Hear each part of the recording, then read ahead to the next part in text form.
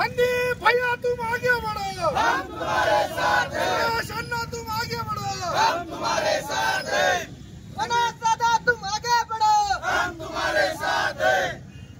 संदीप भैया तुम आगे बढ़ो, हम तुम्हारे साथ हैं।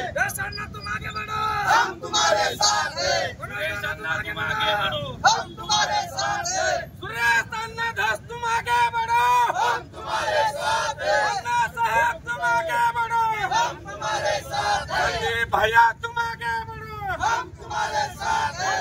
दादा जरंगे पाटिल तुम आगे बढ़ो, हम तुम्हारे साथ हैं। लड़ेंगे जीतेंगे, हम सब लड़ेंगे। लड़ेंगे जीतेंगे, हम सब लड़ेंगे।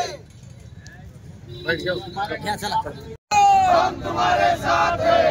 सुरेश अन्ना तुम आगे बढ़ो, हम तुम्हारे साथ हैं। सुरेश अन्ना तुम आगे बढ़ो, हम संदीप भैया तुम आगे बढ़ो, हम तुम्हारे साथ हैं। अमर रहे, अमर रहे संतोष अन्ना, अमर रहे, अमर रहे, अमर रहे संतोष अन्ना, अमर रहे, अमर रहे, अमर रहे संतोष अन्ना, अमर रहे। संघर्ष होता मनोजदादा जरांगे पाटील हे मराठ्यांचं दैवत झालेलं आहे आणि परळी या ठिकाणी दादांची विटंबना केली आहे। म्हणून आम्ही बीड जिल्हा वासियाच्या वतीनं छत्रपती शिवाजी महाराज चौकामध्ये मनोजदादा जरांगे पाटील असतील, सुरेश अण्णा धस असतील, संदीप भैया क्षीरसागर असतील, बजरंग बाप्पा सोनवणे असतील, अंजलीताई दामानी असतील, जे जे या अन्यायाच्या विरोधात लढा देत आहे यांच्या विरोधामध्ये या ठिकाणी विटंबना केली।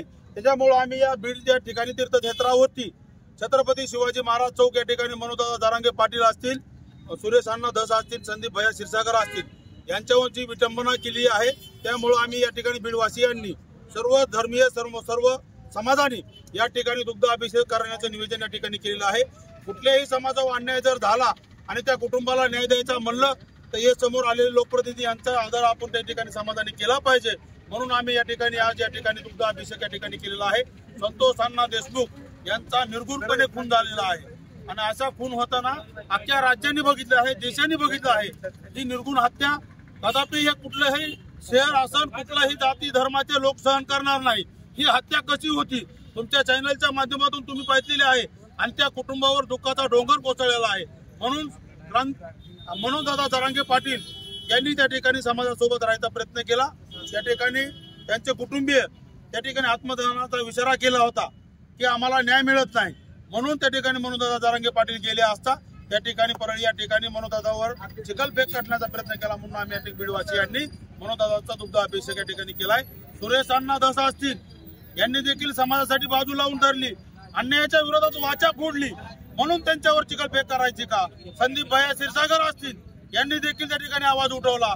बजरंग बाप्पा सोनवणे त्यांचे समर्थनार्थ काल परळीमध्ये 12 तास आंदोलन केलंय। त्या आंदोलनामध्ये आमचं मराठा समाजाचं दैवत मनोजदादा जरांगे पाटील, संदीप भैया, सुरेश अण्णा धस यांना जोड्यांनी मारलं त्यांनी त्या आंदोलनाला, त्या प्रतिमेला, त्यांच्या प्रतिमेला जोड्यांनी मारल्यामुळे आज आम्ही इथे हा दुग्ध अभिषेक केला। आमच्या ते अन्यायाच्या विरोधात लढतेत, त्यांनी आवाज उठायचा नाही का? ते अन्यायाच्या विरोधात कधी काय बोलायचंच नाही काय? कुणी हे काय गुलामशाही कुठली काय लागून गेले? ते कोण आहेत नेमकं? कुठल्या पद्धतीने करायला लागले? आरोपीचं समर्थन, एखाद्याचा खून जर केला आणि आरोपी जर दुसऱ्या एखाद्या समाजाचा असला तर त्याच्या विरोध त्याच्या समर्थनात मोर्चे निघायला लागले। काय नेमकं करायला का? महाराष्ट्र कुठं चाललाय? या अन्यायाला वाचा फोडण्याचं काम मनोज जरांगे पाटील, संदीप भैया क्षीरसागर आणि धस अण्णा यांनी केलंय आणि इथून पुढे बजरंग बाप्पा सोनवणे यांनी सुद्धा केलंय। अंजली दामानी ताई यांनी ही प्रखरपणे भूमिका घेतली, त्या कशालाही डगमगले नाही। आज ये सरपंच साहब का जो प्रकरण हुआ, सर्व धर्म जाति के लोग मिलकर इस मोर्चे में शामिल होकर उनको न्याय दिलाने के लिए लड़ रहे हैं। लेकिन कल जिस तरह से